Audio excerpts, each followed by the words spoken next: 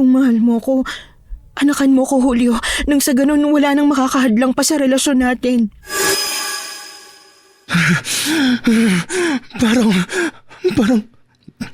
Parang hindi siyang aswang kanina.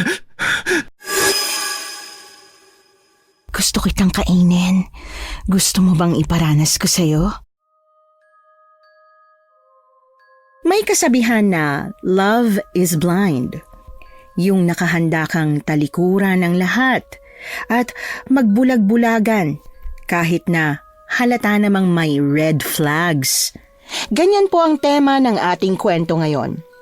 Pero bago ang lahat, kung bago ka pa lang dito sa channel, please like, subscribe, and hit the notification bell para updated kayo sa bawat kwentong ilalabas. May bago tayong kwento 2 o 3 beses sa isang linggo. At ngayon, para sa tampok nating kwento.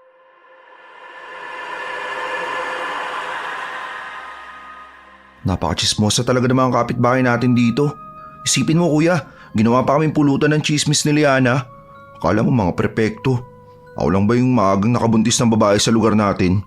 Nagalit patuloy sa akin si Tia Tasha. Bakit nyo pa kasi nagawa ang bagay na yan, Franco? Alam mo naman na nag-aaral pa kayo, di ba?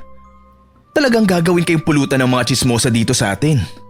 Ano pa bang magagawa ko kuya? Nandyan eh. Di ko rin naman ginusto yun eh. Sadyang natukso lang po talaga kami. Hindi ko rin naman po alam na magbubunga agad. Ay, mga kabataan kasi ngayon masyadong mapupusok. Pero ano pa nga bang magagawa natin kung nandyan na yan? Kuya, gusto ko po muna lumayo dito. Hindi ko na po kaya yung pananumbat ni Tia Tasha sa atin. Tsaka lagi ko na lang naririnig yung mga chismis nila tungkol sa amin. Nadidepress na po ako. Huwag kang mag-alala. Gagawa ko ng paraan. Kinabukasan na pagpasyahan ni Julio na magpunta sa Samar. Maayos siyang nagpaalam sa tiyahin nila at sumang-ayon naman ito. Nagpabook na agad siya ng ticket nila sa eroplano para umuwi ng probinsya. Hating gabi na nang makasakay sila ng bus at napansin ni Julio ang matandang babaeng may mahabang buhok na hindi maalis ang tingin kay Liana, ang nobya ng kapatid niyang si Franco. Mahal, tingnan mo yung matanda. Masama ang tingin sa akin oh. Nakakatakot. Nakakatakot naman ang itsura ng matandang yan. Oh, huwag niyong tingnan sa mata. Baka mausog kayo. Opo kuya, huwag kang matakot mahal. Hindi ka naman niya masasaktan. Nandito lang ako sa tabi mo. Mahal, sumasakit ang tiyan ko. Ano? Teka, hanapin ko lang yung asyete dito sa bag. O takpan mo ng itim na tela ang tiyan niya, Franco. Diyos ko kuya, aswang yata yung matanda na yan. Uy, masama ang manghusga, Franco. Huwag kang mag-isip ng ganyan lalo na sa matatanda. Tignan mo kuya, parang kakainis si Liana ng buhay. May mahabang buhok pa. Di ba, ganun yung mga aswang. Kadalasan sa kanila mga matatanda. Masama ang magbintang, Franco. Umiwas na lang kayo ng tingin sa kanya. Pasensya na po kuya. Tumigil na bang pananakit ng tiyan ni Liana? Opo, effective po ang itim na tela. Mabuti naman. Huwag kayong mag-alala, malapit na tayo. Ilang sandali pa ay nakarating na sila sa terminal ng bus at sumakay ng tricycle hanggang sa huminto sila sa bungad ng baryo at nagsimulang maglakad. Nagulat naman sila pareho nang makita nilang nakasunod ang matandang babae. Kuya, nakasunod sa atin ang matanda. Oo nga po, bilisan na po natin. Huwag kayong mag-isip ng masama. Baka taga rito rin siya, kaya parehas tayo ng dadaanan. Iba po talaga yung kutob ko kuya eh. Huwag kayong magpahalata na takot kayo. Tuloy lang kayo sa paglakad. Paano kung aswang ang mangkukulam yun? Tulad ng sinabi ko, masama ang magbintang, Franco. Nawala na siya. O sabi ko sa inyo eh. Taga rito lang din yun. Baka nag-iba ng daan o nakarating na sa bahay niya. Malapit na tayo. Kaunting lakad na lang. Pero kuya, papayag kaya si Chong na dumito muna tayo sa kanya pansamantala hanggang sa mga anak si Liana. Pakikiusapan ko siya. Mabait naman yun, kaya panigurado papayag yun. Alam kong di tayo matitiis nun. Kuya, sorry po kung pati kayo nadamay pa sa problema ko. Magkapatid tayo. Kuya mo ko. Kaya dapat lang na tulungan kita.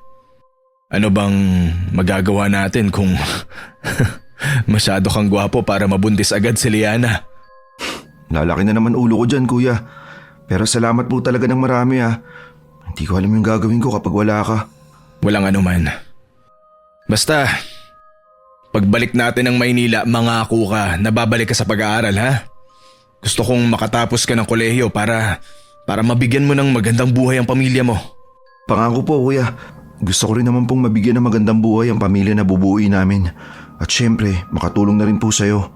Nako, wag mo na akong isipin. Kapag may pamilya ka na, prioridad mo na dapat sila. Oo kuya, pero ikaw po ba? Kailan niyo po ba balak mag-asawa? Wala pa sa isip ko yan eh. Alam mo naman na wala akong nagugustuhan sa Maynila. Baka naman nandito talaga yung forever mo kuya. Napangiti at napailing naman si Julio sa sinabi ng kapatid niya. Maya-maya ay nagulat siya nang mabangga niya ang babaeng tumatakbo at natumba ito sa kalsada. Uy, aray. Uy miss, sorry talaga. Di ko sinasadya. Hindi, okay lang. Kasalanan ko rin naman. Bakit ka ba tumatakbo? May aso kasing umahabol sa akin eh. Aso? Ha? Saan? Wala na. Teka, bago pa kayo dito ano? Kakarating lang namin galing Maynila. Ako nga pala si Julio. At siya naman ang kapatid ko, si Franco. At ang nobya niya, si Liana. Sakto sa buwan. Ha? Ano yun? Wala. Ako nga pala si Loisa. Kinagagala ko makilala kayo. Kami rin. Oo siya. Mauna na kami. Pasensya na talaga, Loisa. Okay lang. Pasensya na rin. Sige, ingat kayo. Napansin pa ni Julio ang matamis na ngiti ni Loisa sa kanila bago umalis. Napailing na lang siya pagkatapos ay muling inayang magpatuloy sa paglalakad ang mga kasama. Kuya, siya na yata yung forever mo ha. Ang ganda niya, bagay kayo. Oo nga, maganda siya. Kaso, ang weird lang na tumatakbo siya kanina. Sabi niya, hinahabol siya ng aso pero kita mo naman na walang aso sa paligid natin. Baka kasi nagpapapansin lang sa'yo yun kuya. Feeling ko bet ka nun. Ikaw talaga, Julio. Ang dami mong alam. Kakanan na lang tayo dito. Tapos, matatanaw na natin ang bahay ni Cho. Ayun kuya, natatanaw ko na nga. Di ba, yun na yun? Oo, yan na nga. Ako nakakatok ha. Tao po. Chong, nandyan po kayo? Julio, anong ginagawa niyo rito? Bigla naman yata ang pagdating niyo. Kaaga-aga pa, wala man lang kayong pasabi. Chong. Pasensya na kung biglaan ang pagdating namin ha. Dito po kasi sa probinsya ang naisip namin puntahan at matutuluyan para makaiwas sa problema sa Maynila. Bakit? Ano nangyari? Pinalayas ba kayo ng tiya at Tasha niyo? Nagkasagutan po sila ni Franco. Paano po kasi itong kapatid ko, nabuntis niya po itong si Liana. Kumakalat na po sa mga kapitbahay naming mga chismosa ang nangyari kaya nagalit si tiya. Pumasok muna kayo at sa loob na natin yung pag-usapan. Ipagtitimpla ko muna kayo ng kape. Salamat po, Chong. Mano po pala? Mano po, Chong. Kaawaan kayo ng Diyos. Halina, pasok kayo. Pumasok na sila sa loob ng bahay at dumiretso sa kusina matapos ilapag ang mga gamit sa sala. May nakahandang pritong tuyo, itlog at adobong kangkong sa mesa na pinagsaluhan nila habang nagkukwentuhan. Chong, okay lang po ba sa'yo na nandito po kami? Oo naman. Ilang buwan na ba yung dinadala niya? 3 buwan na po, Chong. Siya. Sige, dumito na muna kayo. Wala naman ako magagawa kundi ang tumulong.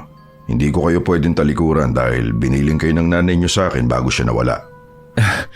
Salamat po talaga, Chong. The best ka po talaga. Walang anuman yon.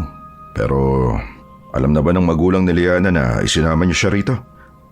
Hindi pa po pero kakausapin ko naman po sila pagkatapos mga anak ni Liana. Sa ngayon po kasi mainit pa yung dugo sa akin ng pamilya niya kung nakinig ka lang talaga sa akin hindi ka malalagay sa sitwasyon na to. Tama na yan, Iyo. Lalayuan tayo ng grasya pag magtatalo pa kayo sa harap ng kainan. Pasensya na po, Chong. Nag-aalala lang ako kay Franco. Malaki ang pangarap ko sa kanya. Sorry po, kuya. Nadamay ko pa kayo sa problema ko. Okay lang, ano ka ba? Kuya, maiba tayo. Iba talaga yung kutob ko dun sa matandang babae. Matandang babae? Opo, Chong. May nakita po kaming matandang babae sa bus at sumunod po siya sa amin pero siguro po taga rito lang din yun. Pero kung walang kakaiba dun sa matanda, bakit biglang sumakit yung tiyan ni Liana? Nagkataon lang siguro yun. Tsaka nawala na din naman siya. Mag-iingat kayo sa mga taong nakakasalamuha nyo. Maraming mapagbalat kayo sa paligid. Inaalala ko lang po talaga kanina si Liana. Siguro masama na magbintang, pero hindi naman po masama siguro na mag-ingat, di ba? Tama si Franco. Siya nga pala. Ikaw ba, Julio? Nasaan ang asawa mo? Bakit di mo sinama dito? Wala pa pong asawa si Kuya Chong, pero nakita na po niya kanina yung mapapangasawa niya. Ikaw talaga Franco, ang dami mong alam. Oh, totoo naman kuya. May nakabangga po kasi siyang babae kanina, Chong. Sobrang ganda talaga. Talaga ba? Maganda, Franco? Ang ibig ko sabihin, mahal, bagay na bagay kay kuya yung babaeng yun. Magandang dalaga. Bihira lang ako makakita niyan dito sa baryo. San banda ba? Bago po makapasok sa eskinita na papunta dito, Chong. Bago lang din siguro siya dito galing ring Maynila. Ang nakikita ko lang kasi dito ay may mga edad na at mga babaeng may asawa. Bihira lang dito ang buntis at dalaga. Kung ganun, parehas lang pala kami. Hindi kilalanin mo na kuya. Ay kung magkikita pa kami ulit, bakit naman hindi? Yun, feeling ko din naman bet ka nun eh. Kailangan mo lang mag first move para naman magkanobya ka na kuya. Naunahan pa kita eh. Sana nga magkita pa kami ulit. Basta kilalanin mo muna mabuti iyo. Oo naman po, Chong. Maya-maya pa ay hinatid na sila ng kanilang tsuhin sa magiging kwarto nila. May 3 kwarto ang bahay ng matandang lalaki. Ang 2 ay bakante kaya pinagamit niya sa magkapatid.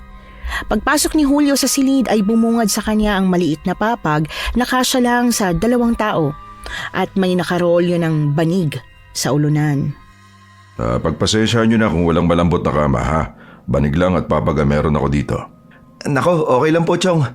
Sanay naman po kami sa ganyan nung bata pa kami. Pero paano si Liana, Franco? Okay lang ba sa kanya yan? Naku, okay lang po kuya. Ako na po ang bahala, kuya. Lalagyan ko na lang po ng kumot ang parte niya para kahit papano lumambot yung higaan niya. O siya, kayo nang bahala dyan ha. Magpahinga muna kayo kasi alam kong pagod kayo sa mahabang biyahe. Magpapakain muna ako ng mga alaga kong hayop. At Chong, pwede po ba akong sumama? Sumama? Dyan lang naman ako sa likuran ng bahay. Oo nga po, sasama po ako sa inyo. O siya, sige halika na. Franco, Liana, magpahinga muna kayo dito ah. Sige, kuya. Agad na lumabas si Julio kasama ang kanyang tsuhin at nagtungo sa likuran ng bahay kung saan nakalagay ang kulungan ng mga manok at baboy. Iginala ni Julio ang paningin sa paligid dahil likas sa kanya ang maging mausisa. Chong, bakit maraming bawang na nakalagay dito? Proteksyon yan. Proteksyon po? Saan? Sa mga magnanakaw? Hindi. Proteksyon yan sa mga aswang. Aswang? Totoo po ba yun? Oo, Julio. Yung matanda kanina na sinasabi niyong sumusunod sa inyo, hindi malabong aswang yon. Hindi ko lang agad sinabi kanina kasi ayoko matakot kayo habang nandito kayo. Pero totoo, may aswang talaga rito sa baryo. Lalo na ngayon na may buntis tayong kasama. Kailangan ko maglagay ng mga pangontra sa buong bahay. Posible po bang umatake ang aswang dito, Chong? Oo, Julio. Ito, nakikita mo tong ginawa ko sintron? Buntot ng pagi ito. Pwede itong gamitin para makapanakit ng aswang o patayin sila. Lahat ng aswang ay takot dito. Palagi kong dala to para lagi akong handa. Ang gara! Ano pong meron sa buntot ng pagi? Bakit pa ito kinatatakutan ng aswang? Mukha kasing hindi naman ito nakakamatay. May laso niya na mabilis kumalat sa katawan nila. Pwedeng mangisay agad ang aswang kapag natamaan ito. Mamaya bibigyan kita ng isa. Ilagay mo sa loob ng kwarto mo. Sige po, Chong. Pero sa tingin niyo po ba ay nasundan po talaga kami ng aswang kanina? Malakas ang pangamoy ng aswang kaya posible yun, Julio. Pero huwag ka mag-alala. Bago maggabi, aayusin ko na ang sira ng isang bintana. At kung maaari, huwag mo muna sasabihin kina Franco at Liana dahil baka matakot sila at di makatulog mamaya. Napatigil naman sila sa pag-uusap nang bigla nilang narinig ang boses ng isang babae sa labas. Agad namang nagpaalam si Julio upang tingnan kung sino ito at halos manlaki ang mga mata niya nang makita si Loisa. Ikaw? Hi, naalala mo ko? Yung babae kaninang nakabangga mo? Nandito ko para ibigay itong mga saging at mangga. Napitas ko kanina lang. Saging at mangga? Para sa akin? Oo, pagbati ko. Kasi bagong dating kayo. Welcome gift? Nakakatuwa naman, salamat ah. Wala yun. Akala ko galing ka din ng Maynila. Ang sabi kasi ni Chong ay wala daw siyang nakikitang magandang dalaga dito sa baryo. Hindi, siguro hindi niya lang ako napansin tsaka hindi naman ako maganda eh. Sobrang ganda mo kaya pero salamat talaga dito ah. Bakit mo pala alam ang bahay na pinagtuluyan namin? Sa totoo lang, sinundan ko kayo at nakita ko kayong pumasok dito. Gusto ko kasi makipagkaibigan sa'yo at saka mas makilala ka pa. Ganun ba? Halika, pasok ka. Naku, wag na. Nakakahiya naman. Sige na, huwag ka mahiya. Ipapakilala kita sa tsuhin ko. Sa susunod na lang, Julio. Magkita na lang tayo sa bukid mamaya. Hintayin kita doon ha. Bukid? Sige. Saan sa bukid ba? Malapit sa tulay. May malaking puno doon. Hintayin kita. Alam kong bago ka pa dito pero diretso ka lang sa iskinita na yon, makikita mo naman kaagad ang tulay. Sige, hintayin mo ako mamaya. Nang makaalis na si Loisa ay bumalik naman si Julio sa bahay. Nasa loob na rin ng bahay ang kanyang tsuhin kaya napatingin ito sa dala niya. Oh, Julio, sino yun? Si Loisa po yun. Binigay niya po ito sa akin. Mga mangga at saging po. Nakakatuwa po, di ba? Susin yung babae kanina. Ginagawa niya dito, kuya. Bakit alam niya na nandito tayo sa bahay ni Chong? Franco, ba't ka nandito? Akala ko ba tulog ka? Bakit mo iniwan si Liana dun sa kwarto? Hindi kasi ako makatulog tsaka nasa loob naman ng kwarto si Liana kaya okay lang siya dun. Bakit po? May problema po ba? Wala naman. Pero hanggat maaari, huwag mong iwan ang asawa mo. Hindi pwedeng iwanan ng buntis ng mag-isa. Pero dahil nasa loob naman tayo ng bahay, ayos lang yon. Kuya, bakit ka pala binigyan ni Luisa ng prutas? Welcome gift daw eh. Teka, paano nga pala niya nalaman yung bahay natin? Sinundan daw niya tayo kanina eh. Sinundan? Weird naman nun. Parang yung matanda lang kanina. Pero syempre mas nakakatakot yung matanda. Si Ate Eloisa hindi naman. Maganda kasi. Puro kakalokohan. Kung maganda rin ba yung matanda, hindi na siya nakakatakot? Hindi ko masabi, kuya eh. Sa tingin mo ba magugustuhan ako nun? Sa tingin ko, gusto ko rin siya. At gusto ko pa siyang makilala. Grab mo na. 1 taon na lang lagpas ka na sa kalendaryo. Kaya susuportahan kita dyan, kuya. Kilalanin mo muna yung mabuti, Julio. Sana pinapasok mo muna dito para makilala naman namin. Umalis na po agad eh. Nahihiya po yata sa inyo. Pero sabi niya magkikita daw po kami mamaya sa bukid. Gusto po yatang makipagkilala pa. Ganun ba? Ayos yan. Pero mag-iingat ka, Julio, ha?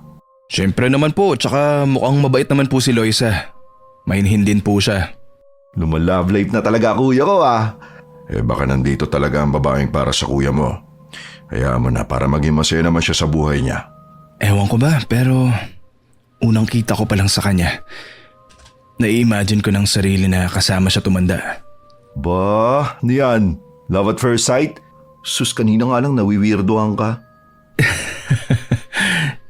Sige, alis muna po ako, Chong. Magpahinga ka muna, Franco. Magpapahangin lang ako sa labas. Tsaka maglilibot na rin. Kaaga naman yata. Akala ko ba mamaya pa? Siyempre, Chong. Hintayin ko na lang po siya dun sa may tulay na sinabi niya. Mamaya ka pa uuwi. Hindi ka magtatanghalian dito? Busog pa naman po ako at mas mabubusog po ako kapag nakita ko na ulit si Loisa. Sige, mag-iingat ka ha. Sana sa susunod madala mo na siya dito para naman makilatis ko at makilala. Opo, Chong. Pero sa ngayon, ipapakilala ko po muna ang sarili ko at kikilalanin ko po muna siya. Sige, iho. Magpapahinga muna ako saglit bago ako magluto ng tanghalian. Pwede po kayong magpatulong kay Franco. Kayo po muna bahala sa kanila, Chong. Sige na, umalis ka na. Agad na umalis si Julio at naglakad patungo sa bukid. Pero bago siya makarating sa maliit na eskinita papasok sa taniman, bumili muna siya ng tinapay at 2 bote ng tubig sa may tindahan. Maya-maya nakarating na siya sa gitna ng taniman. Nasurpresa naman siya nang makita niya si Loisang nakahiga sa ilalim ng puno. Nakapikit ito kaya dahan-dahan siyang lumapit at umupo sa tabi nito. Bigla namang dumilad si Loisa at napalunok siya sa kaba. Hi Loisa. Uy, sorry, nagulat ba kita? Akala ko ba alauna ka pa pupunta? Pasensya na, nagising yata kita. Masyado ata akong maaga. Ayos lang. Gusto ko rin naman. Ibig sabihin, interesado ka talaga sa akin. May dala pala akong tinapay tsaka tubig na rin. Pasensya na kung yan lang ang nadala ko. Anong pasensya? Kung ako nga, saging at mangga lang naman ang binigay ko sa'yo. Hindi ka na sana nag-abala pa. Pero salamat Kaso, hindi ako kumakain ng ganyan eh. Hindi ka kumakain ng tinapay? Masarap naman to. Hindi ganyan ang kinakain namin. Ha? Ibig ko sabihin, hindi ako kumakain ng ganyan. Bawal ako sa tinapay. Allergic ka? O siguro mas gusto mo yung mamahalin? Hindi. Hindi lang talaga ako kumakain ng tinapay. Pasensya na. Hindi. Okay lang. Ano ba kinakain mo para sa susunod? Yun na lang bibilin ko. Dugo. Dugo? Oh, gusto mo ikaw kainin ko? Mapagbiro ka rin pala. Seryoso. Gusto kitang kainin. Gusto mo bang iparanas ko sa'yo? Siguro dinuguan ang paborito mo, no? Masyado ka namang nerbyoso. Nagbibiro lang ako. Pero Julio, ayoko na magpaligoy-ligoy pa. Gustong gusto kita. Gusto mo ko? Sino ba naman ang hindi magkakagusto sa isang kagaya mo? Gwapo na, mabait pa. Kakakilala lang natin kanina, Loisa. Kanina, wala naman talagang humahabol sa akin. Ginawa ko lang talaga yon para mapansin mo. Seryoso ka? Oo naman, mukha ba akong nagbibiro? Pero gusto mo rin ba ako? Sa totoo lang, oo. Gusto rin kita, Loisa. Di tayo na? Ha? Masyado naman atang mabilis. Bakit pa natin patatagalin? Ayaw mo ba? Hindi naman sa ganun, pero parang ang presko ko naman sa lagay na yan. Galing Maynila ka pero masyado kang makaluma. Alam mo, mas lalo kitang nagugustuhan sa ganyang klase ng ugali mo. Simula ngayon, nobyo na kita at nobya mo na ako. Seryoso? Bakit? Ayaw mo ba?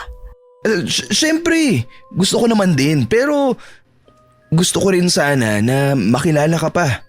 Oo naman. Magkakakilala pa tayo ng husto. Basta tayo na ha, Julio? Oo. Tayo na. Huwag ka nang titingin sa iba ha. Mukha namang wala nang iba pang mas gaganda pa sa'yo dito. Halos gustong sumigaw ni Julio sa tuwa dahil hindi siya makapaniwala. Masyadong mabilis ang mga pangyayari sa kanila ni Loisa pero nagustuhan din naman niya yon. Niyaya niya itong mamasyal sa bukid at pumitas ng mga prutas.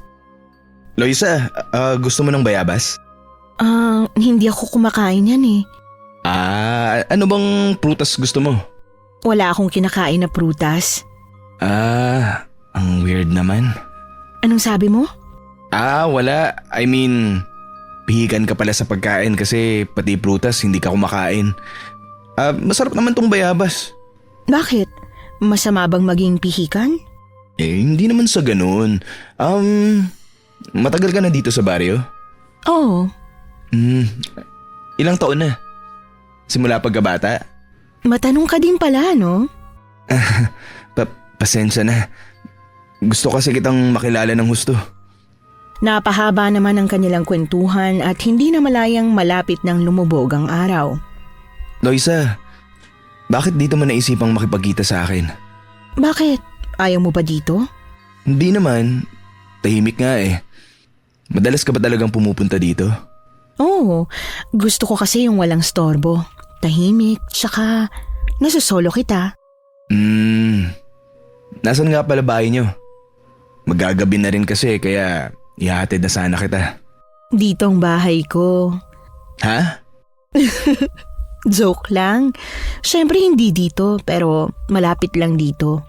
Ah, palabiro ka talaga. Pero seryoso, ihahatid na sana kita sa bahay niyo para makasigurado akong ligtas kang nakauwi. Huwag na, umuwi ka na. Kaya ko ng sarili ko, Julio. Taga rito ako eh. Baka ikaw pa ang alalahanin ko kapag bumalik ka ng mag-isa. Ang mangyayari niyan, walang katapusang hatiran. Bumawi ka na lang sa akin kapag kabisado mo ng lugar. Sige, uwi na tayo. Magagabi na. Sige, mag-iingat ka, Julio. Bukas ulit. Naglakad na si Julio palayo, pero huminto siya sa paglalakad nang makita niya si Loisa na pauwi na rin. Hindi niya napigilang sundan ito upang alamin kung saan ito nakatira. Nakita niya ang isang maliit na bahay na sira-sira at lumang-luma na ang mga dingding. Dahan-dahan siyang lumapit, pero bago pa man siya tuluyang makapasok, nagulantang siya nang marinig ang boses ni Loisa mula sa likuran. Bakit mo ako sinusundan? Loisa, patawad. Gusto ko lang naman makasiguro na okay ka. Naligtas kang nakauwi. Yan lang ba talaga ang rason mo? Oo naman. Ito palang bahay niyo. Nasa mga magulang mo. Mga kapatid mo. Gusto ko sana silang makilala kung okay lang. Ang kulit mo rin eh, no? Halika sa loob. Ipapakilala kita sa pamilya ko. Salamat. Agad na pumasok si Julio sa madilim na bahay. Agad niyang napansin ang kakaibang amoy sa paligid. May mga piraso ng kahoy na nakatambak sa sahig at isang kandila lang na tanglaw sa buong bahay. Nanlaki naman ang mga mata niya sa nakita sa ibabaw ng mesa. Loisa? Ano yan? Ano yung laman ng mangkok? Kambing yan. Karne ng kambing na hindi pa naluluto. Kambing? Napakadami naman ito. Bakit? Gusto mong humingi? Naku. Hindi ako kumakain ng karning kambing eh. May mga tanong ka pa? Nasaan ang pamilya mo? Dito ka lang ha. Nasa loob sila ng silid, tatawagin ko lang. Sige. Ilang sandali pa ay lumabas ang 3 babae na kasing edad lang din ni Loisa pero hindi maganda katulad ng dalaga. Mahahaba ang buhok nila at may seryosong mukha na parang hindi marunong ngumiti. Nagpakilala naman agad si Julio sa pamilya ng dalaga. Napalunok ng laway ang binata sa masamang tingin ng mga ito sa kanya. Loisa, parang hindi ata ako gusto ng mga kapatid mo. Tingnan mo, masama ang tingin nila sa akin. Ganyan lang talaga sila tumingin pero mabait ang mga yan. Kinikilala ka kasi. Tsaka ngayon na ako nagsama ng lalaki dito sa bahay eh. Ganun ba? Kaya pala. Alam ko naman na mabait sila kagaya mo eh. Pero nasan bang mga magulang niyo? Alam mo, ang dami mong tanong. Mabuti pa umuwi ka na dahil sigurado akong hinahanap ka na ng pamilya mo. Oo nga pala. Sige, uwi na ako. Pasensya na kung sinundan kita eh. Gusto ko lang naman na makasigurong ligtas ka nang nakauwi. Okay lang. Mag-iingat ka lalo mamaya ah. Mamaya? Ang ibig ko sabihin, huwag ka nang gumagala sa gabi. Hindi naman ako mahilig gumala. Ikaw ang mag-iingat dito, Loisa. Sige, tutuloy na ako. Pagka-uwi ni Julio, nadatnan niyang nagluluto ang kanyang tsuhin para sa kanilang hapunan at naroon din si Franco sa kusina. Oh, nandito ka na pala, Iyo. Kuya, kumusta? Mukhang di ka yata nakaramdam ng gutom ah. Ano, busog na busog ba? Kami na ni Loisa. Talaga? Agad-agad? Kanina lang po kayo nagkakilala ah. Oo, Franco. Hindi nga ako makapaniwala eh. Actually, siyang nagsabi na kami na. Alam mo naman na torpe ang kuya mo. Ba, patalaga lahi natin kuya no? Ganon din si Liana nun sa akin eh. Mukhang lahi talaga tayo ng pikutin. Masaya ako para sa'yo, Iyo. Pero dapat mo siyang dalhin dito sa bahay para makilala namin. Sige po, Chong. Sasabihin ko po sa kanya. Siya, halika na rito. Kumain na tayo. Franco, tawagin mo na rin si Liana. Sige po, Chong. Tinawag ni Franco si Liana para kumain habang si Julio ay umupo na sa harap ng hapagkainan. Napaisip naman si Julio sa nakita niya kanina sa loob ng bahay ni Loisa. Napansin naman siya ng kanyang tsuhin sa katahimikan niya. Julio, mukhang malalim yata ang iniisip mo ah. Wala po, Chong. Masyado lang po siguro akong nawiwirduhan sa nakita ko kanina sa loob ng bahay nila Loisa. Bakit? Ano bang meron? Ano ba nakita mo? Wala naman po. Pinakilala niya ako sa mga kapatid niya. Ako, seryoso na talaga yan. Bakit hindi mo rin siya dalhin dito para makilala rin namin? Sige po, Chong. Sasabihin ko po sa kanya. Ano pong pinag-uusapan niyo, kuya? Wala naman, Franco. O bakit ang tagal niyong lumabas? Malamig na tuloy itong sabaw. Paano po kasi itong si Liana? Nagtatantrums na naman. Nako, intindihin mo na lang. Dahil ganyan talaga pagbuntis. Tama ka, kuya. Ayoko nga rin pong nakikita siyang umiiyak. Siguro malaki ang naging epekto ng nangyari sa kanya. Siyempre, napalayo siya sa pamilya niya. At ginawa pa kayong pulutan ng mga tsismosa sa atin. Mas mabuti nga na dumito muna kayo. Ikaw naman, Franco, intindihin mo lagi si Liana. Dahil tayong mga lalaki dapat ang umiintindi sa mga babae. Opo, palagi ko po siyang iintindihin. O siya, sige na. Kumain na tayo para makapagpahinga na. Pagkatapos kumain, nagpresenta ang magkapatid na sila na ang magliligpit sa kusina. Pumayag naman ang kanilang tsuhin dahil nag-ayos ang matanda ng mga pangontra sa buong bahay. Nang matapos ang pagliligpit ay pumasok na ang binata sa kanyang silid. Nakahiga na si Julio nang makarinig siya ng kaluskos sa labas ng bahay. Akala niya daga lang yon pero sinundan nito ng pagaspas ng malalaking pakpak sa bubungan. Kinabahan siya at naalala ang sinabi ng kanyang tsuhin.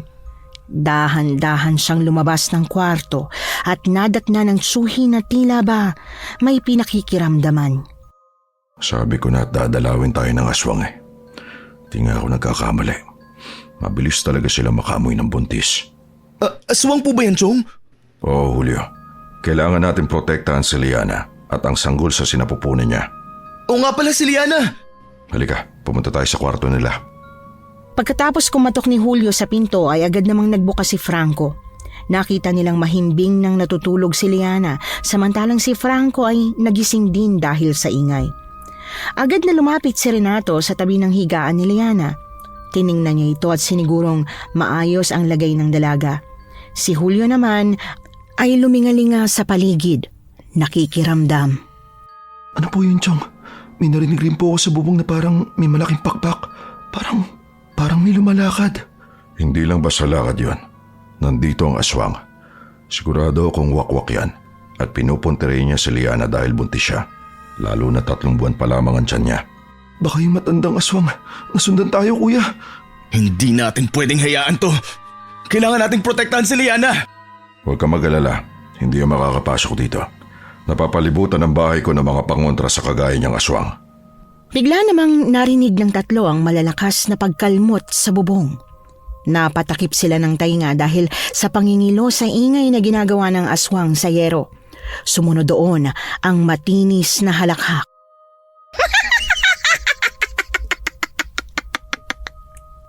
Diyos ko. Totoo nga sabi ng matatanda na may aswang. Kumalma ka, Franco. Paano ako kakalma sa ganitong sitwasyon, kuya, ha? Julio, kunin mo ang bawang at langis ng nyog sa aparador. Ilagay mo sa bintana ng kwarto niya. Chong, saan po kayo pupunta? Sandali lang, may kukunin lang ako. Kuya, natatakot po ako. Baka makapasok po yung aswang dito sa kwarto. Magkagay ka rin ng bawang at langis sa kwarto nyo. Eto na, Julio, ang buntot pagi. Ito ang gamitin mong panlabang kung sakali man na makapasok ang aswang. Maganda tayo. Bantayan yung mabuti ang mga bintana. Labasin na lang po kaya natin, Chong. May panlaban naman po tayo. Patayin na natin ang aswang na yan. Hindi pwede. Hindi natin alam kung ilan sila at mas lalong hindi natin alam kung anong kaya nilang gawin. Manatili tayo dito sa loob. Hindi mo pwedeng maliitin ang mga aswang. Tama si Chong, kuya. Dito lang tayo para walang mapahamak sa atin.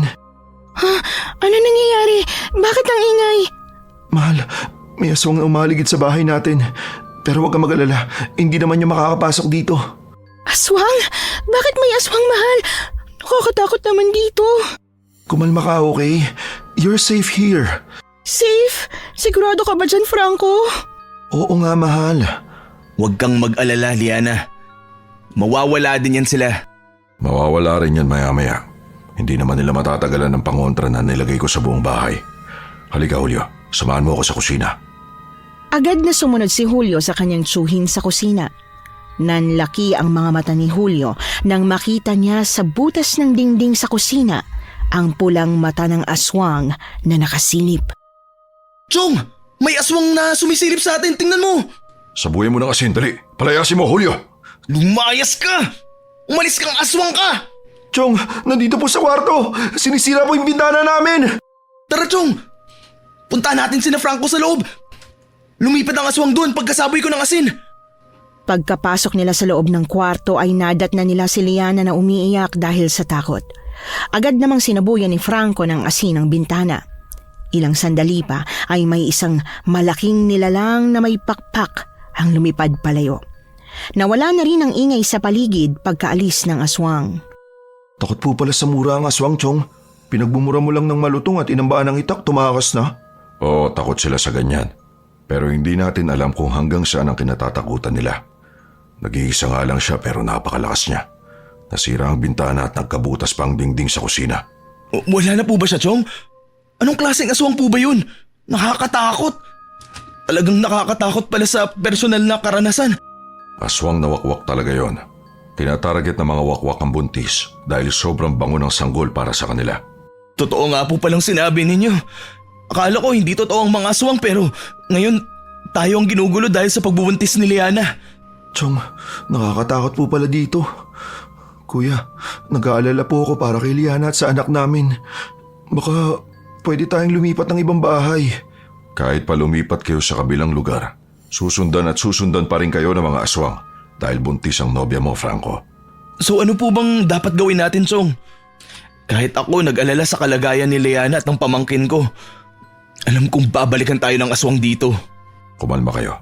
Ang kailangan lang natin gawin ay isara lahat ng pwedeng pasukan ng aswang. Hindi siya dapat makapasok sa loob ng bahay. Huwag kayong mag-alala. Patitibayan ko pa ang bintana bukas. May mga tabla pa ako na ipon. Tulungan niyo na lang ako ipako bukas. Sige po, Chong. Sige na, matulog na kayo para makapagpahinga na tayo. Hindi babalik ang aswang ngayon. Baka balikan po ako ng aswang. Natatakot po ako. Sigurado akong hindi na babalik yun. Isang beses lang sila kung sumubok sa bawat gabi. Oo nga, Liana. Matulog na kayo ni Franco para makapagpahinga ka. Bawal sa'yo mapuyat kaya huwag ka nang mag-alala. Ako na pong bahala sa kanya, kuya. Matulog na rin po kayo. Kinabukasan nagising si Julio nang pumasok ang kanyang tsuhin sa silid upang gisingin siya. Dahil may naghahanap sa kanya na isang babae.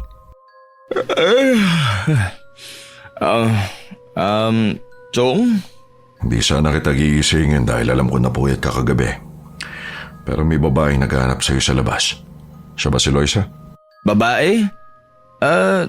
Opo, siguro si Loisa nga. Wala namang ibang babae akong kakilala dito. Nasaan po siya? Pinapasok niyo po ba? Ayaw pumasok eh. Pero huwag mo sana mamasamain ha. Iba kasi ang kutob ko sa babaeng yan, Julio. May kakaiba sa kanya. Kakaiba?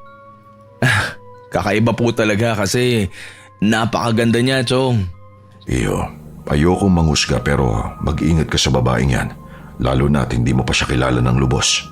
Chong, magtiwala ka po sa akin. Mabait si Loisa. Siya na nga ata ang gusto kong mapangasawa eh.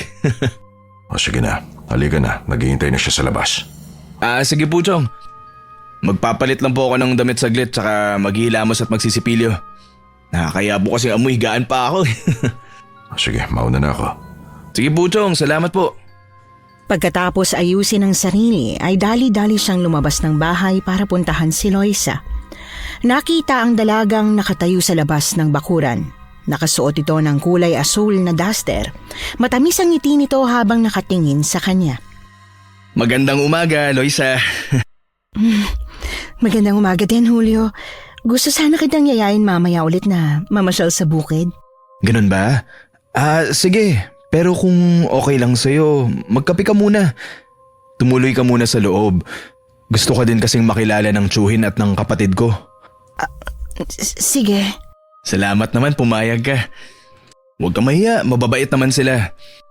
Sigurado akong magugustuhan ka nila. Nahihiya kasi ako pero sige, pagbibigyan kita. Tsuhin mo lang ba kapatid mong nandyan? Ay hindi, nandito din ang nobya ng kapatid ko. Dumito muna kami kasi buntis si Liana. Kailangan niya rin ng sariwang hangin. Okay. Sakto. Sariwa talaga ang hangin dito sa baryo. Oo, tama ka. Pagpasok nila sa loob ng bahay ay agad na tinawag ni Julio ang kanyang tsuhin para formal ipakilala si Loisa bilang kanyang nobya. Chong, si Loisa po, nobya ko. Kumusta po? Mukhang bago ka lang dito sa baryo Ngayon lang kita nakita. Taga saan ka ba? Saan ba ang bahay mo, Iya? Chong, hinay-hinay lang po sa mga tanong. Hindi, okay lang naman Julio. Matagal na po ako dito pero hindi po kasi ako masyadong lumalabas kaya po siguro ngayon nyo lang akong nakita.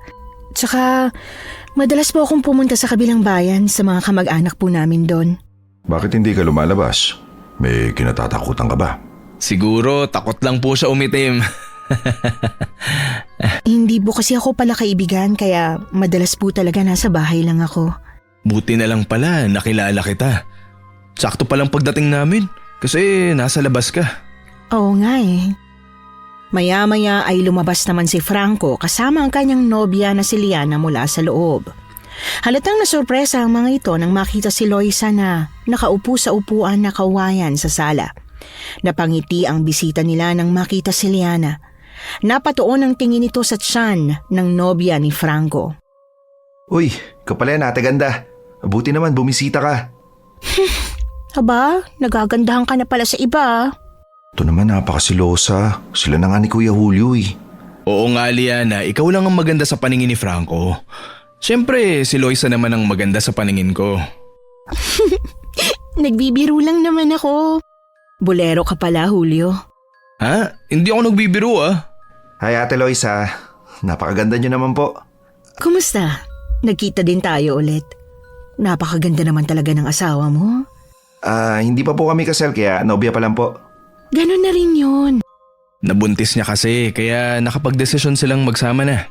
Ilang buwan na nga ba ulit ang tiyan niya? Bakit mo tinatanong? Chong, tinatanong lang po niya. Wala naman po masama doon.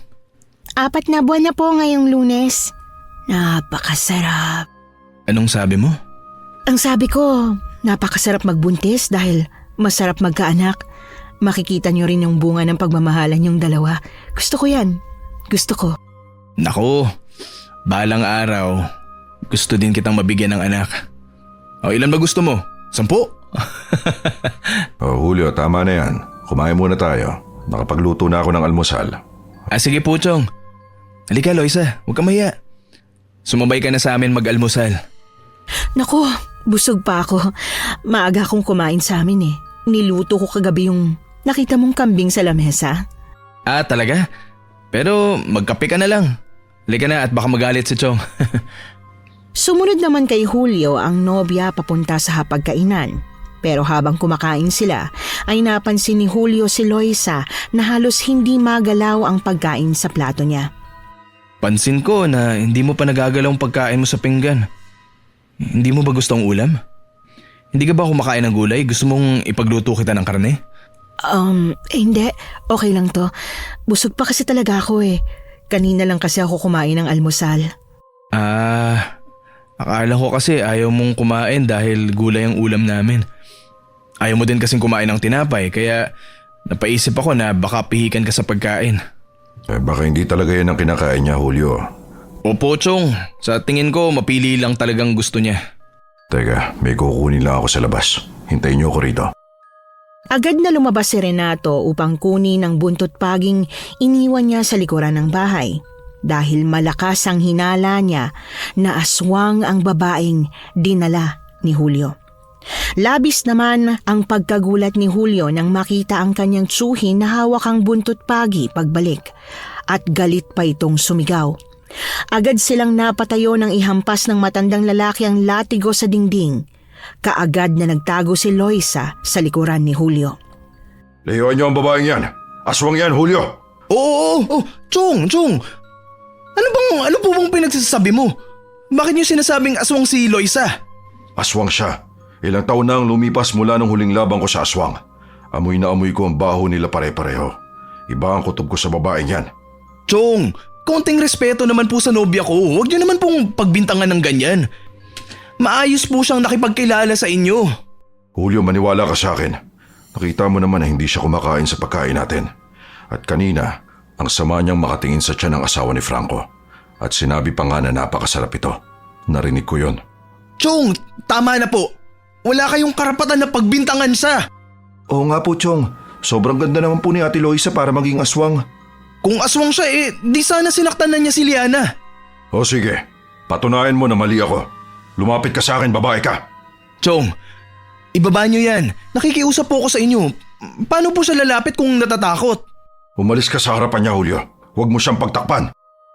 Agad namang tumakbo si Loisa palabas ng bahay at akma na sanang tatakbo si Renato para sundan ito, pero pinigilan siya ni Julio.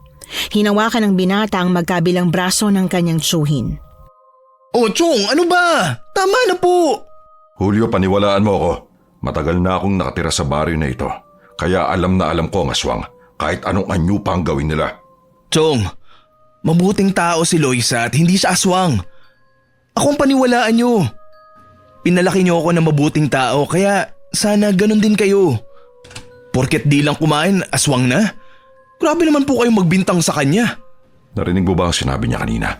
Napakasarap daw ng sanggol sa tiyan ni Liana. At tinignan niya pa to ng masama. Buti na lang itim ang duster ni Liana. Kung hindi, dinugo siya. Pansin ko nga rin po yun kanina. Ang sama po ng tingin niya sa tiyan ko. Bahala kayo. Basta para sa akin, inosente si Loisa at wala kayong ebidensya na aswang siya. O di sige, paniwalaan mo ang gusto mong paniwalaan, Julio. Pero wag mo na siya papapasukin dito sa loob ng aking pamamahay. Patawarin niyo ako, Chong. Mahal ko na si Loisa at ipaglalaban ko siya. Masyado kang nabulag sa kagandahan niya, Julio. Agad na lumabas si Julio ng bahay para sundan ang kanyang nobya. Naglakad siya papunta sa bukid upang hanapin si Loisa para na rin humingi ng tawad sa nangyari. Nagulat siya nang makita ang babaeng umiiyak sa ilalim ng malaking puno. Agad naman niya itong nilapitan para kausapin. Loisa, patawarin mo sana kami. Ako nang humihingi ng tawad sa nagawa at nasabi ng tsuhin ko sa'yo. Pasensya na talaga. Hindi ko inaasahan na mangyayari to. Hindi ko lubos maisip bakit ka nagawang pagbintangan ni Chong na isa kang aswang.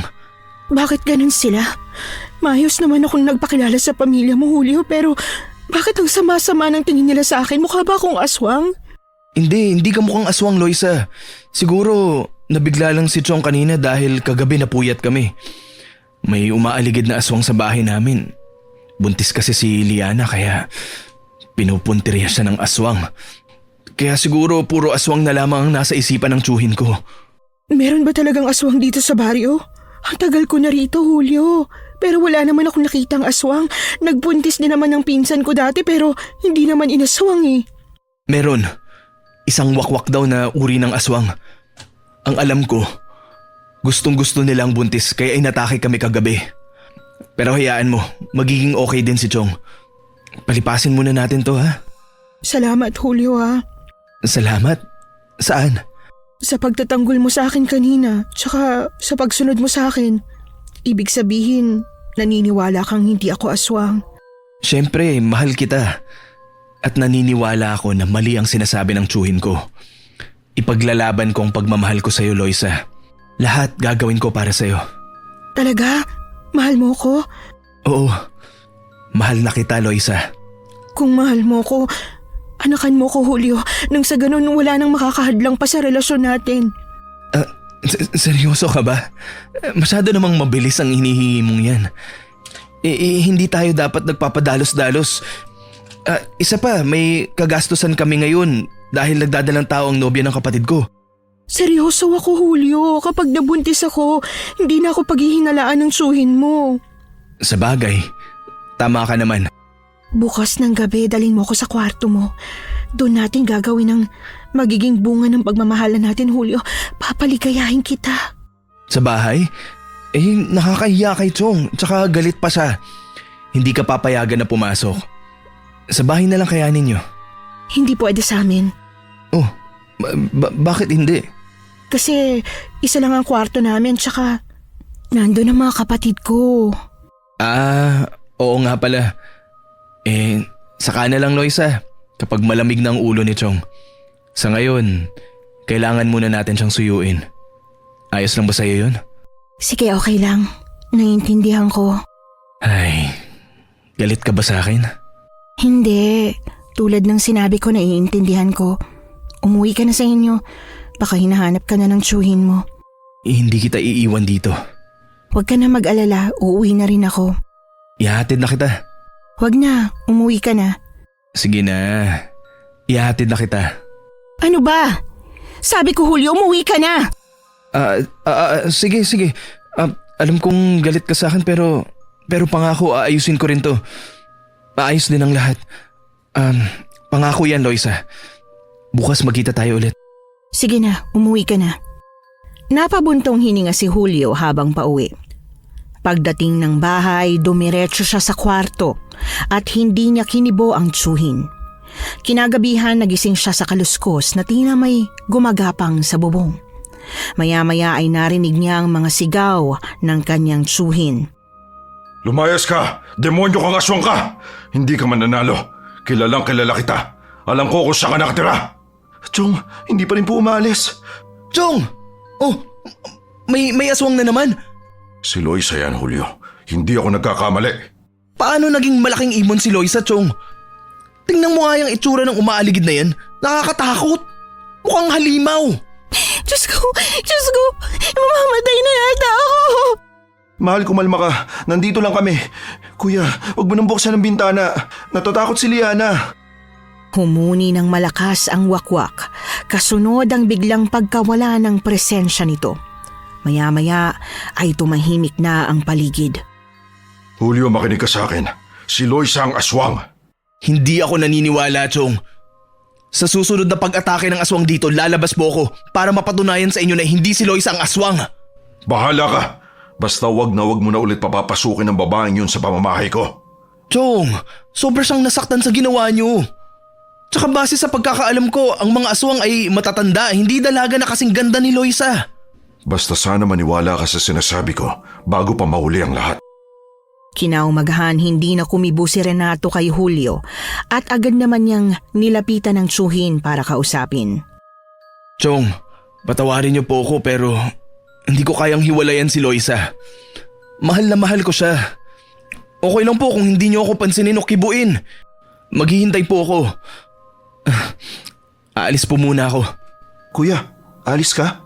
Saan ka pupunta? Oo, pakisabi na lang kay Chong mamaya na ako uuwi.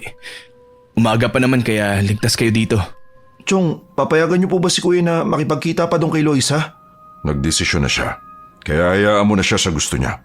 Hayaan mong matuklasan niya ang totoong katauhan ng kanyang nobya. Agad na umalis si Julio kahit mabigat ang loob niya. Pagdating niya sa bukid ay wala si Loisa sa malaking puno na tinatambayan nila. Kaya umupo muna siya hanggang nagsalita ito mula sa kanyang likuran. Julio, anong ginagawa mo rito? Siyempre gusto kitang makita kaya nandito ako. Sabi ko naman sa'yo kahapon na magkikita tayo ulit ngayon. Umalis ka na. Pinuputol ko ng ugnayan na meron tayo. Ano? Bakit? Dahil ba dun sa sinabi at ginawa ng tsuhin ko? Ang sabi mo sa akin gagawin mong lahat para sa akin. Ang sabi mo sa akin mahal na mahal mo ko. Ako na nga gumagawa ng paraan para mawala ang hadlang sa relasyon natin pero ayaw mo naman. Sa tingin mo pag nabuntis kita, maniniwala talaga ang tsuhin ko na hindi ka aswang? Tama. At kapag nabuntis mo ko, hindi na nila ako mailalayo sa'yo dahil magkakaanak na tayo. Mahal na mahal kita, Julio. Ikaw ang gusto ko maging ama ng anak ko. Pero sabi ni Chong, hindi ka na raw pwede pumasok sa loob ng bahay. Pansamantala lang naman to, Loisa. Kukumbinsihin ko pa si Chong. Pwede naman kapag tulog na sila. Sige na, Julio. Gusto ko na siyang matikman. Ibig ko sabihin, gusto ko nang matikman ng maging isang ina. Ang totoo, naiinggit ako sa hipag mo. Magkakaanak na siya. Gusto ko rin. Ayaw mo bang sabay nating puntahan ang sarap na hanggang langit? Gusto. Pero bakit hindi na lang kaya sa bahay niyo kasi? Ang dami mong sinasabi, paulit-ulit na lang tayo. Ang sabihin mo, hindi mo talaga ako mahal. Bahala ka na nga. Sandali, Loisa. Sige, 10:00 ng gabi, pagtulog na sila. Bubuksan kong pintuan para makapasok ka. Sinasabi ko na nga ba, mahal mo talaga ako, Julio. Ay, wala kasing hotel dito eh. Mag-check-in na lang sana tayo. Huwag ka na mag-isip ng kung ano. Pangako, paliligayahin kita mamaya. Pangako. Balang araw makikita din niya na mali siya at tama ako na pinili kita. Pero sa ngayon, tago-tago muna tayo ha. Makalipas ang ilang oras ng pagtambay ni Julio sa bahay ng kanyang nobya, ay nagpaalam na siyang umalis para hindi na magalit ang kanyang tsuhin. Pagdating niya sa bahay, nadatnan niya sina Franco at Liana na naglalambingan sa kawayan na upuan sa sala. Alam ko, hayaan mo na lang yun. Oh, nasa na ba si Chong? Nasa likuran kuya. Nagpapakain ng mga alaga niyang hayop. Sige. Magpapahinga muna ako sa kwarto. Sige. Pagkapasok ni Julio sa kwarto, ay nakangiti niyang iniayos ang higaan. Winisikan niya pa ng pabanguang kumot at mga unan. Humiga siya hanggang sa hindi niya namalayang nakatulog siya. Nagising siya na malalim na ang gabi. Paglabas niya, tulog na ang lahat at may ulam sa mesa. Pero hindi niya yun pinansin dahil mas naisip niya ang nobya. Dahan-dahan niyang binuksan ang pinto at agad na pinapasok si Loisa nang makita ito sa labas. Oh, kanina ka pa ba sa labas? Pasensya ka na, nakatulog ako ng maaga. Hindi kita nabantayan. Hindi naman, kararating ko lang din. Gusto mong kumain? Ikaw ang gusto kong kainin. Masyado ka namang nagmamadali. Saan ang kwarto mo? Doon. Tara na. Sige. Ano ba yan? Ngayon pa talaga pumali ang tuhod ko. Bakit nanginginig? Pagpasok nila sa kwarto ay tinulak siya ni Loisa sa higaan at dahan-dahang hinubaran siya ng shorts. Tuluyan nang may nangyari sa kanila hanggang makatulog siyang katabi ang dalaga. Nagising naman siya nang marinig ang sigaw mula sa kabilang kwarto. Pagtingin niya, wala na si Loisa sa kanyang tabi.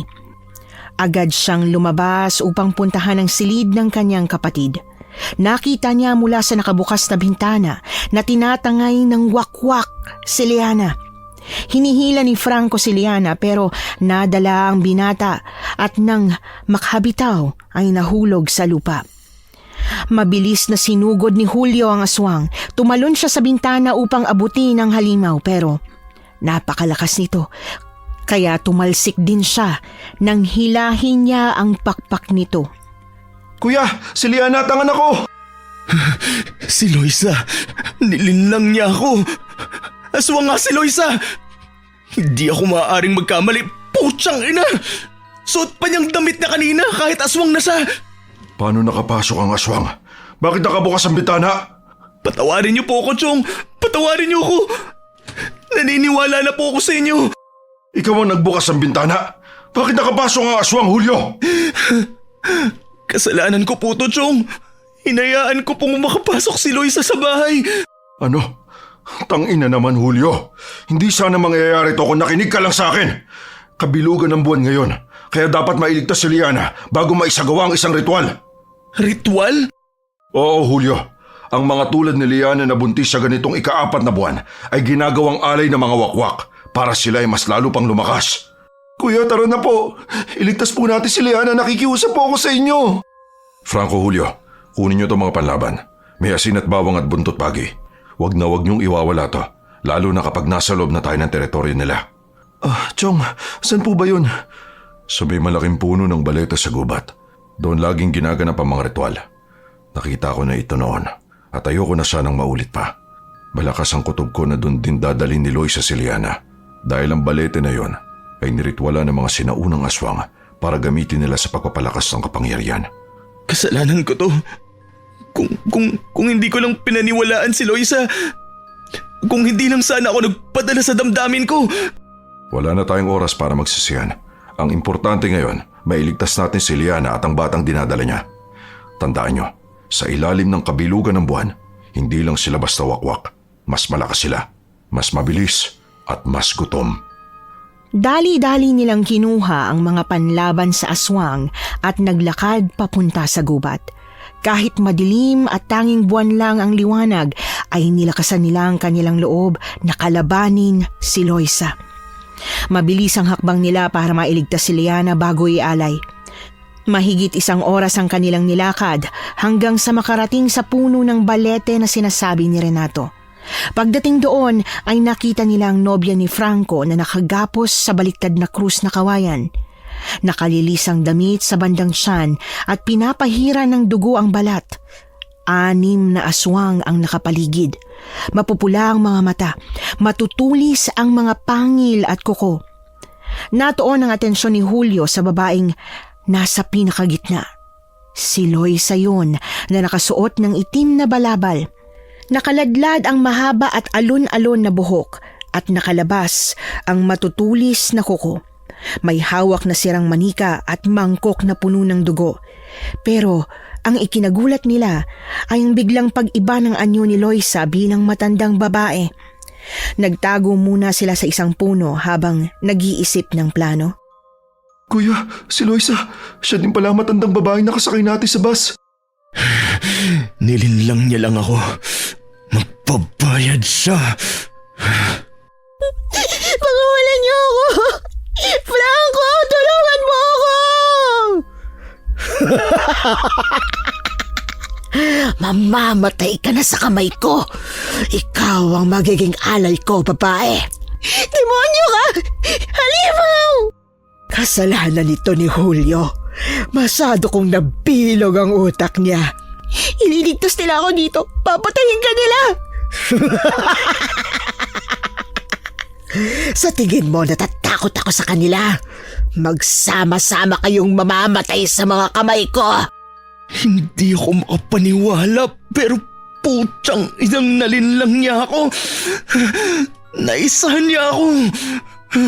Ang mahalaga ngayon ay naniniwala ka na. Opo, naniniwala na po ako sa inyo, Chong. Pero paano natin maliligtas si Liana? Putagis, ito na nga. Yan ang ritual. Nagsisimula na yata sila. Kailangan natin silang pigilan. Pero ang dami nila, Chong. 6 lang sila, Franco. Tsaka wala na tayong ibang magagawa kundi ang lumaban. Kailangan nating iligtas si Liana bago pa mahuli ang lahat. Haharapin ko si Loisa. Sa akin siya. Sumunod kayo sa akin. Manatili kayo ni Franco sa likuran ko. Pag senyas ko, susugod tayo. Gulatin natin sila para mataranta ng hindi kaagad makasugot. Unahan natin silang umatake. Pagsenyas ni Renato ay sabay-sabay silang umatake. Hinagupit ni Renato ang isang aswang gamit ang buntot pagi. Si Franco naman ay tagasaboy ng asin at dinikdik na bawang, habang si Julio ay hinarap si Loisa. Tulungan niyo ako! Loisa! Pakawalan mo si Liana! Bakit ko naman siya pakakawalan? Sino ka ba para sundin ko? Akala ko ba nagmamahalan tayo, Loisa? Pero bakit mo nagawang linlangin ako? Bakit mo ako ginago? Ginamit lang kita, Julio. Ginamit lang kita. Kailangan ko ang buntis na ito para sa magpapalakas namin. Magbabayad ka, Loisa! Nanginginig sa galit ang kamay ni Julio habang hawak ang buntot pagi. Mabilis siyang sumugod kay Loisa, pero biglang nagpalit ng anyo si Loisa sa pagiging isang napakagandang babae katulad ng pagkakakilala ni Julio sa kanya. Kaya mo ba talaga akong patayin, mahal ko? Diba ang sabi mo, lahat gagawin mo para sa akin? Diba mahal na mahal mo ako, pero bakit gusto mo na akong saktan ngayon? Sobrang sakit, mahal ko. Julio, huwag kang makinig sa kanya. Patayin na natin siya. Sugurin mo na siya. Baka gusto mong mauna matanda. Papatayin kitang aswang ka! Natigilan si Julio sa pag-atake nang makita ang itsura ng babaeng minahal niya. Sa maiksing panahon ay naging totoo ang damdamin niya para kay Loisa. Ang bawat galaw ni Loisa sa harapan niya ay tila may kasamang pangaakit na gayuma. Isang alindog na kahihirap iwasan. Hindi naman nakaatake si Renato kay Loisa dahil hinarangan siya ng isang wakwak at sila ang nagharap. Kaya mo ba talaga akong saktan, Julio? Ako to, ang babaeng mahal mo. Di ba sabi mo kahit anong mangyari, ipaglalaban mo ko?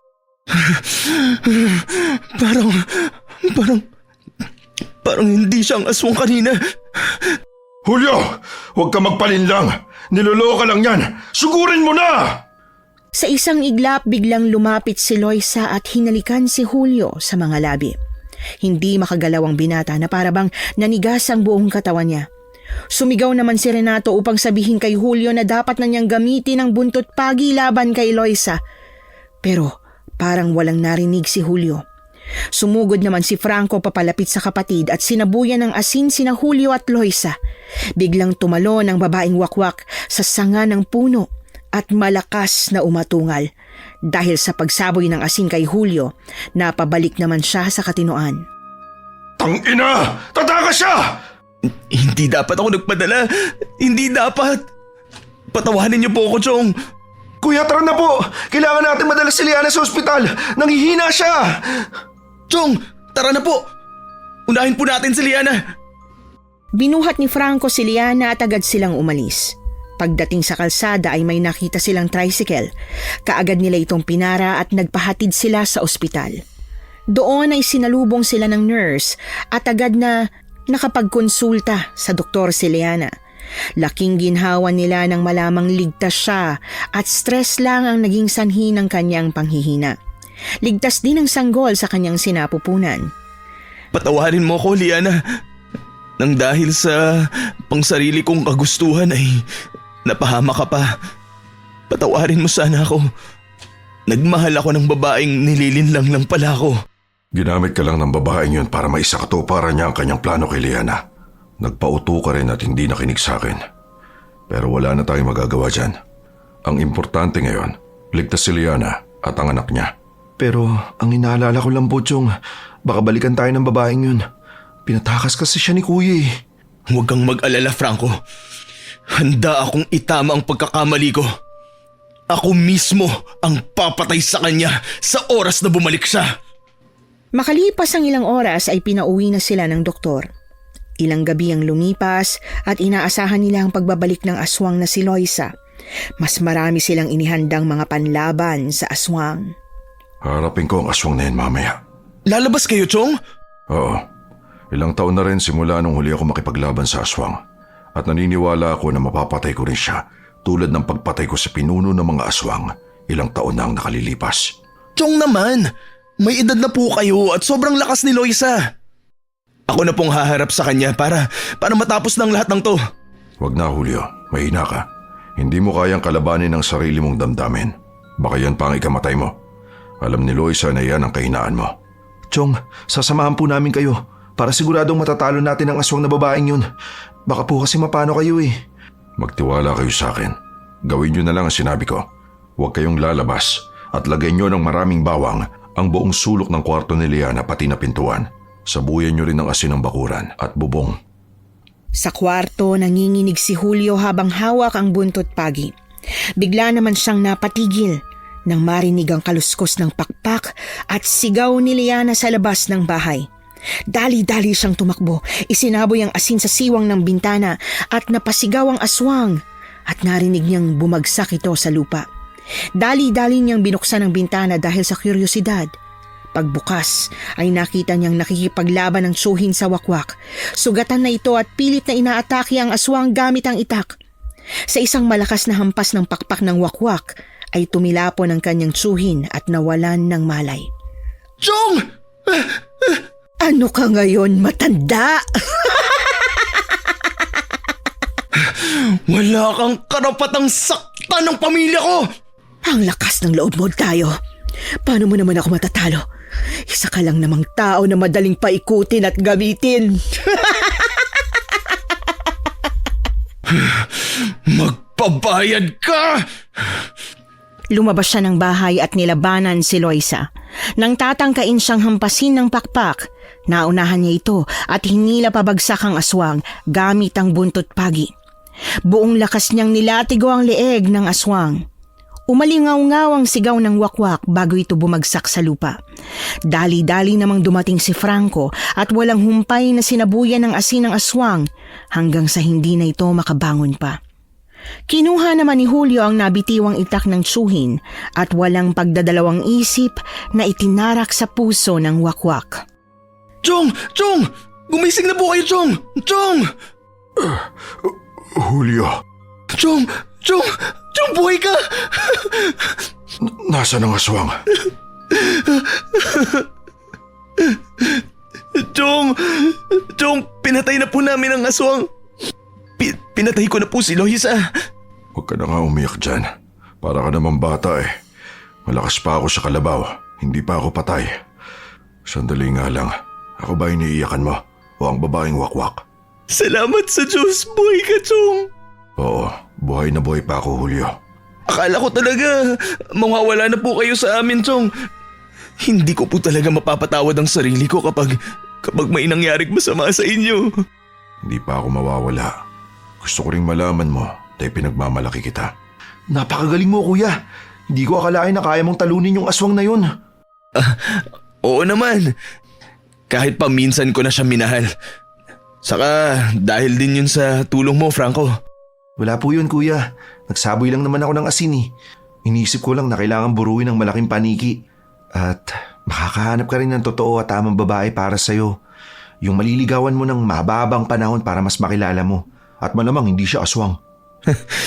Kahit naman wala nang dumating basta kasama lang kita, Franco. Masaya na ako. Buo na ako. Sus, corny mo naman, kuya. Mag-asawa ka kasi. Kasi ako may asawa na, oh. Sa bagay nga. Hoy, tulungan niyo kaya akong ipasok sa loob ng bahay. Oo nga po pala. Pasensya na po, Chong. Nang sumunod na araw, sinamahan nila ang tsuhin sa health center para ipagamot ang sugat nito dahil hindi naghihilom sa mga halamang gamot. Habang pauwi ay napag-usapan muli nila ang nangyari. Kasalanan kong lahat ng to. Kung naniwala lang ako sa inyo nung una, Chong, hindi sana aabot sa ganito. Huwag mo nang isipin yan. Ang importante, ligtas na tayo. Sa tingin niyo po ba, hindi na tayo babalikan ng ibang aswang na kasama ni Loisa? Hindi ako sigurado. Pero lagi naman tayong handa na lumaban sa kanila. Ano nga palang plano nyo ngayon? Siguro po, babalik na lang po kami sa Maynila. Natatakot na po ako na baka mapahamak ulit yung mag-ina ko eh. Pasensya na po kayo, Chong ah. Ang laki po ng abala namin sa inyo. Siguro sa ngayon ay dumito muna tayo ng ilang araw, Franco. Siguro naman wala nang aswang ang aatake. Napatay ko na si Loisa. Tsak, takot ng iba. Siguro nga, kuya. Ilang araw ang lumipas. Inalalayan ni Julio ang kanyang tsuhin papunta sa kusina dahil medyo masakit pa ang likod nito. Nagluto si Julio ng hapunan nila. Babalik na ba talaga kayo sa Maynila? Hihintayin na lang siguro po namin na makapanganak si Liana. Oh, bakit naman? Kasi po, Chong, dun sa bayan, nung namalengke kami, nakita namin ni Franco na may itatayong basal na establishmento.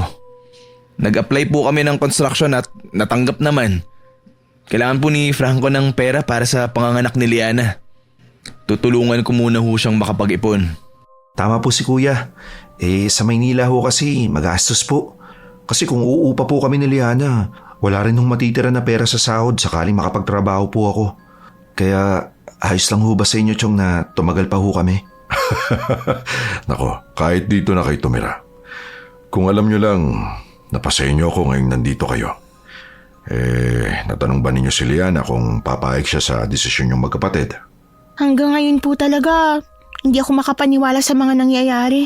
Akala ko noon mamamatay na po kami ng baby ko pero dahil matatapang naman po kayo at mahal ko po si Franco, payag po ako na dito muna kami. Ayun po, Chong. Paig naman po. Mabuti at iisang desisyon nyo.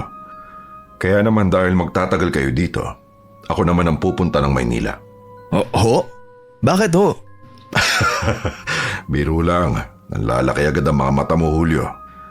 Paglipas ng mga araw, naging tahimik ng muli ang kanilang mga gabi. Wala nang aswang na umaaligid sa paligid. Samantala, nakaupo si Julio sa sala habang nagkakape nang lumapit si Franco. Oh, bakit gising ka pa? May pasok pa tayo bukas. Hindi ako makatulog kuya eh. Kahit ilang gabi na yung naging tahimik ang paligid natin, hindi ko maiwasan mag-alala. Huwag ka nang mag-alala. Panigurado naman na hindi na tayo babalikan ni Loisa dahil pinatay ko na siya. Pero kuya, naalala ko na nakatakas yung ibang aswang, di ba? Oo nga, pero hindi na siguro babalik yun. Natakot na yun sa akin, Franco. Naku kuya, paano kapag nalaman nila yung ginawa mo kay Loisa? Di mas lalo silang matatakot. O ba, ano ba yung pinag-uusapan nyo at hindi ba kayo natutulog? Ito kasing si Franco Chong.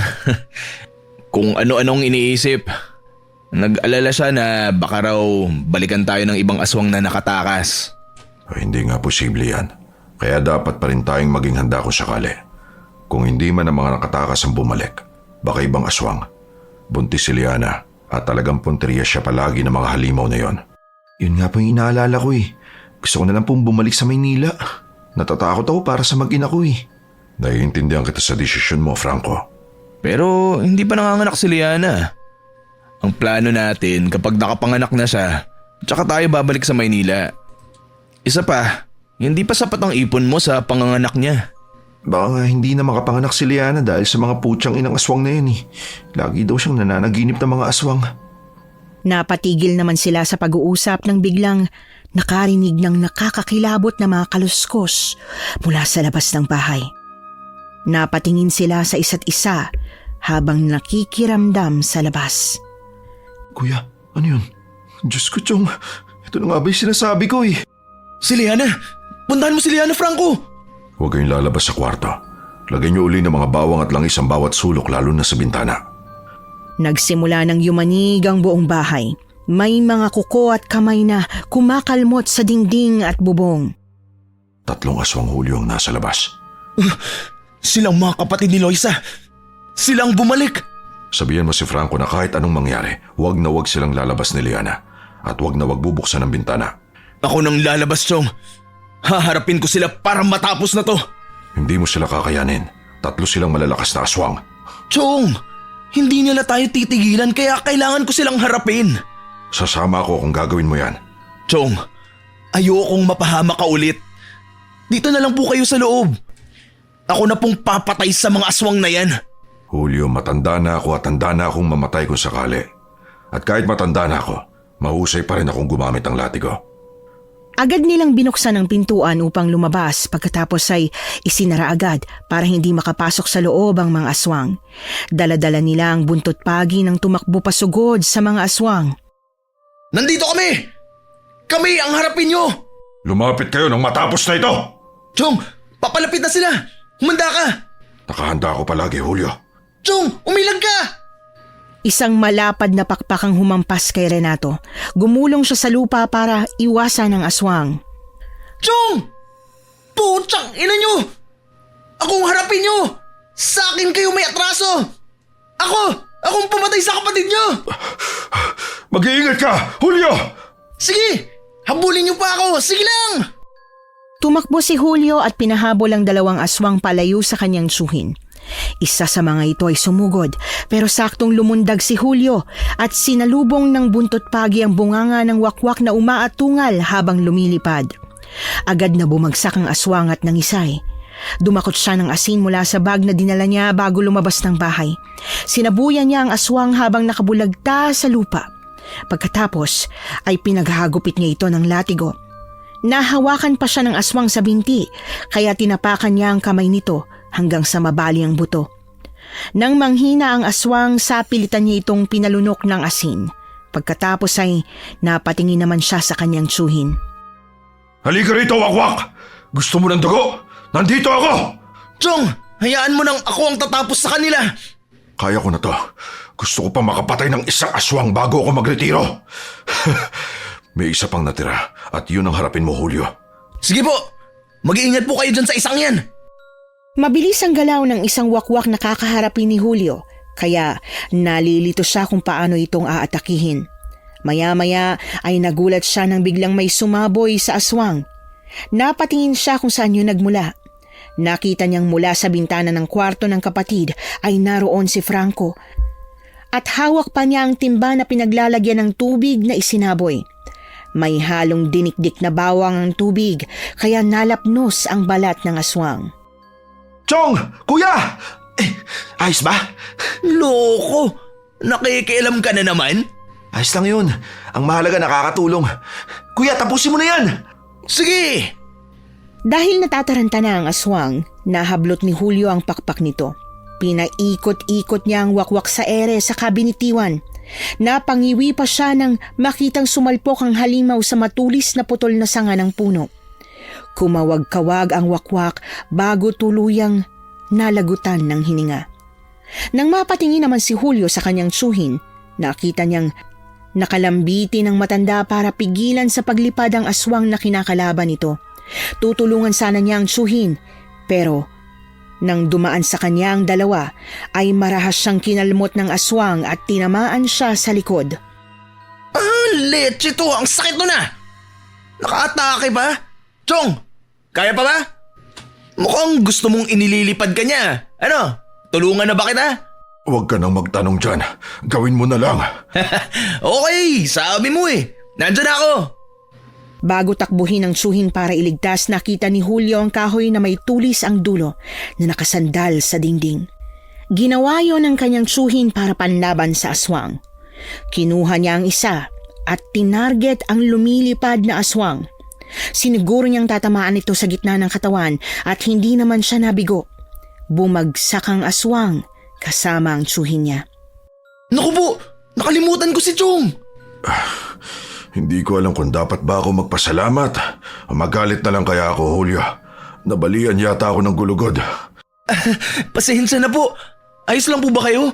Oo, ayos pa ako. Bilakas pa ako para itarak ang punyal ko sa puso ng aswang na ito. Sige po. Para kunwari, kayo pong nakapatay. Buhay pa talaga to at ako ang papatay sa kanya. Sige po. Sabi niyo po eh. Double dead ng ginawa sa aswang. May sinasabi ka ba? Wala po. Tinatanong ko lang po kung tapos na kayong patayin ng aswang. At tulungan ko na po kayong tumayo. Oo, tuluyan ko na siyang napatay. Wala na bang kamag-anak yan si Loisa? Ay, nako po. Huwag na po kayong maghanap, Chong. Please lang. Utang na loob po. Baka dumating ang mga kamag-anak niyan sa kabilang bayan. Ganun ba? Bahay tayo muna ako at pumasok na tayo sa loob ng bahay. Sabi ko nga po. Salamat sa Diyos na nalo tayo uli. Ligtas na tayo. Hindi talaga matatalo ng dilim ang liwanag. Kumusta po kayo? May sugat po kayong pareho ah. Na-please lang yan, Franco. Wala kang dapat ipag-alala. Kailangan po natin gamutin ang mga sugat niyo, Chong. Sus, mas malala kaya ang sugat mo sa likod. Hala, oo nga kuya. Nilalabasan na ng wakwak yung sugat mo sa likod oh. Uy, sira ulo. Kaagad na nilinisan nina Franco at Liana ang sugat ng dalawa. Napapangiwi pa si Julio habang pinapatakan ng katas ng halamang gamot ang sugat niya sa likod. Mana ka talaga sa nanay mo, Julio. Paano niyo po nasabi? Minsan na rin kaming nakipaglaban ng nanay mo noon sa mga wakwak. Ipinagbubuntis ka niya noon at gabi-gabi inaatake kami ng aswang. Seryoso po ba kayo dyan, Chong? Oo, muntik na rin maging alay ang nanay mo noon pero sadyang matapang siya. Nakipaglaban siya para lang mailigtas ka. Maswerte pala ako dahil nabigyan pa ako ng pagkakataon na mabuhay. Tsaka, kaya siguro ganito ako katapang. Nasa tiyan pa lang ako, nakikipaglaban na pala ako. Naghanap pala ang aswang sa baryo na to, Chong, no? Oo, lalo kapag may buntis. Sa katunayan, matagal ng panahon mula nang umatake ang lahi ng aswang sa baryo. Malakas ang pangamoy ng mga aswang, kaya madali tayong natuntun dito. Ang ginagawa ng mga buntis dito ay lumilipat sa bayan hanggang sa makapanganak. Hindi kasi gaanong nagpupuntahan ng mga aswang doon dahil matao na. Chong, kuya, nakapag-desisyon na po kami na bumalik ng Maynila para po sa ikatatahimik po ninyo. Mas mabuti pong ilayo ko na po si Liana dito. Gusto ko na rin pong umuwi. Natatakot na po ako dito eh. Baka sa susunod, mas marami pang aswang ang dumating. Sige, kung yan talagang gusto ninyo, magbubuk muna ako ng ticket. Siguro, kailangan na natin mangupahan sa Maynila para makalayo tayo sa mga chismis.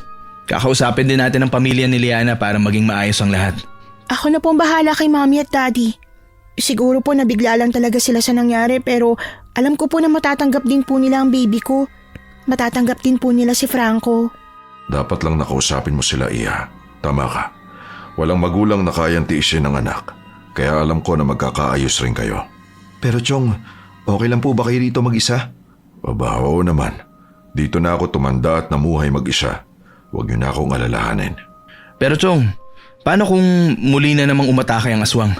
Wala naman silang makukuha sa akin kaya malabong magka-interest sila na umatake dito. Julio, matanda na ako. At isa pa, hindi naman ako buntis. Si Chong talaga. Pero maraming salamat po sa lahat, Chong ha. Mamimiss ka po namin. Oo nga po Chong, bakit di na lang po kayo sumama sa amin?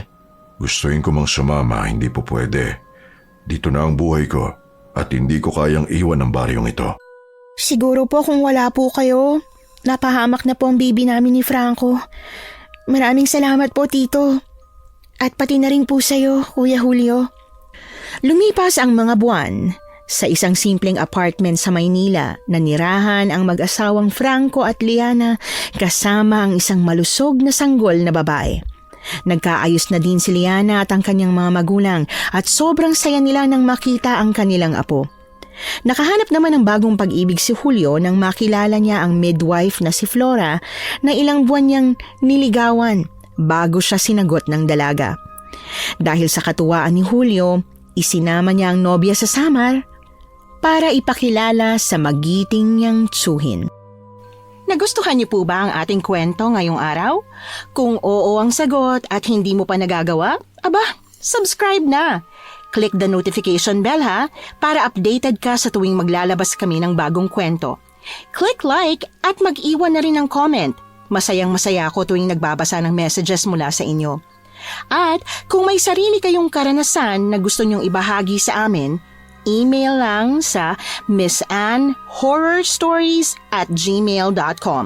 Dire-diretso lang, missanhorrorstories@gmail.com. Malay nyo, sa susunod, yung kwento na ninyo ang binabasa namin para sa ating mga tagapakinig.